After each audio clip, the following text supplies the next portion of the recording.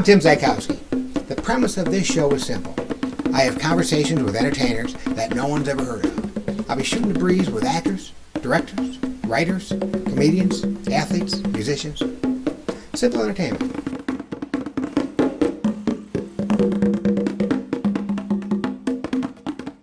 Hi, welcome to Anybody Who Ain't Anybody. My name's Tim Zajkowski. Today we're on stage at the Funny Bone in Perrysberg, Ohio, and I'm sitting here with a comic that I just met tonight. And man, you're funny. Thanks, man. Andy Hendrickson. Andy, that's Andy. That happens sometimes. It's happening right now, actually. Yeah, my friend, people bring me up on stage. Something with the R in Hendrickson. Well, it threw me right off. Screws up the, Andy. Andy Hendrickson. That's All right. There's no reason to even cut and edit because that's how this show is. Yeah. I'm not even trying to be. See, Letterman just happens to have, 5 cameras. Right. From rumor, what I hear is 2 of the cameras are like $500,000 a piece. Right.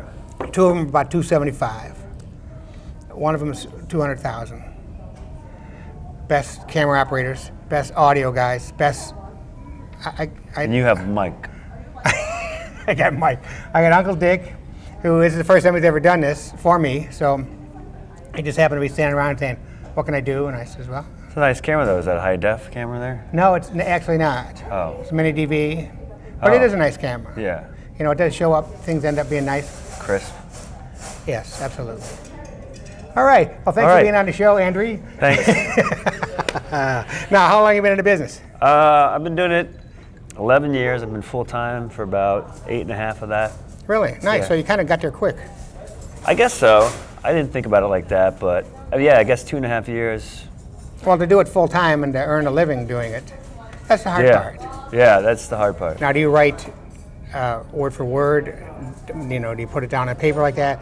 How do you develop it?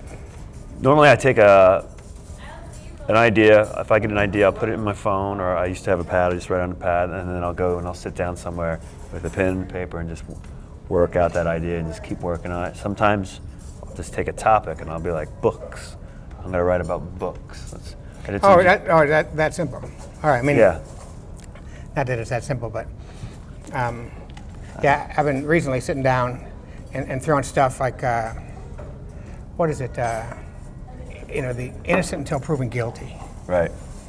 Now, which sounds nice, but I mean, if you walk up to somebody, you punch them in the head and you knock them down, and you kick their butt, and maybe you spit on them, and you're standing up looking down at the guy. Is he looking up at somebody who, the police haven't been called, there's no arrest been made. Is he looking at an innocent guy? No, guilty, no, right? It's guilty right now, right? Innocent until proven guilty. It's just wrong. I like those news shows where they, it's like an hour-long news report about a guy who murdered somebody, and they always want to keep you in the dark as to who actually did he actually get convicted or not. But when they showed them interviewed, they're wearing an orange jumpsuit. I think it was that guy. I think I know the ending. Yeah, I think I know the ending. He has numbers on his shirt. Have you been over to the Middle East, entertaining troops? Yeah. Have you? No way. Yeah. Well, good for you, man. Yeah, Excellent. man. Excellent. It was a good time. I got to actually see my brother. I went to my brother's base. He's in the service. Yeah.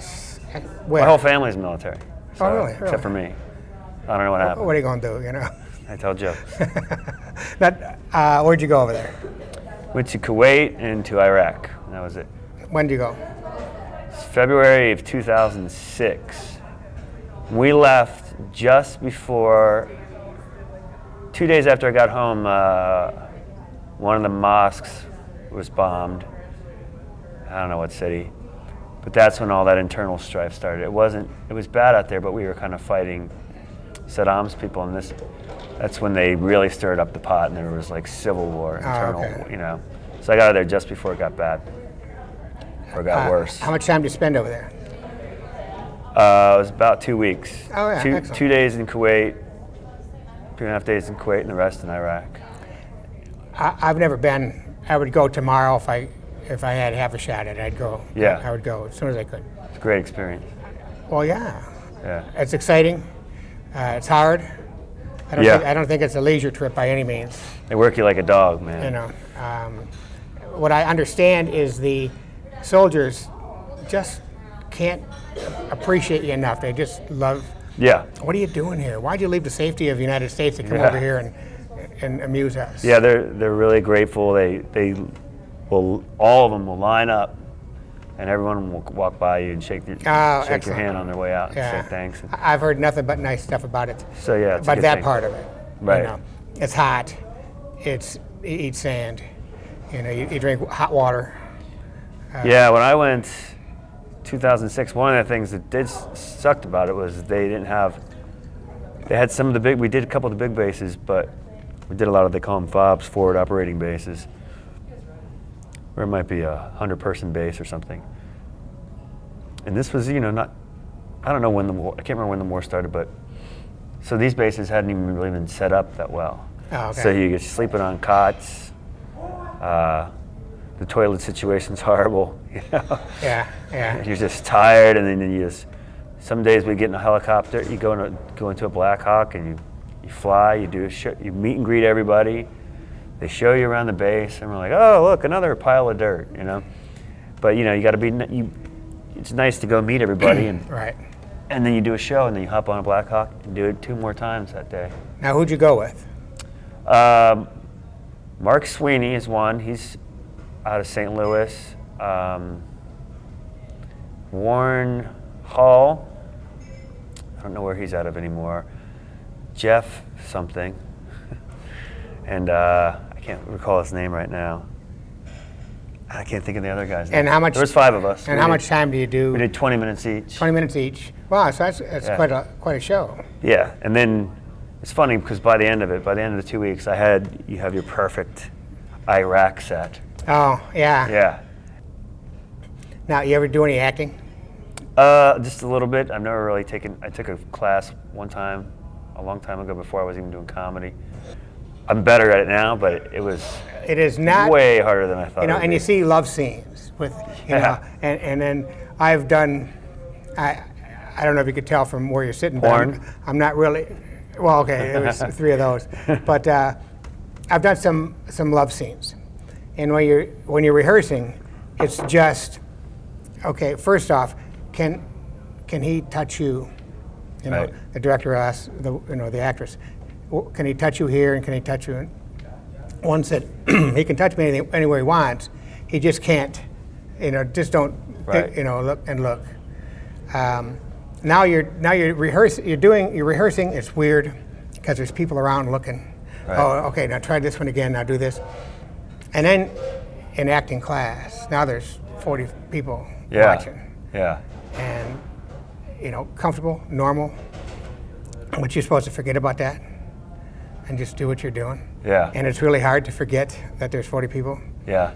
But once you start, it's kind of, I get nervous before I get on stage. I get the butterflies. Yeah. And then I get my first laugh, it's gone, and then, which is probably like 15 minutes later. Yeah. And then it's gone. It doesn't concern me anymore. So that's kind of what happens. I worry, and then you get up. So when you're doing a makeout scene, once you get your first laugh, that's when you listen up.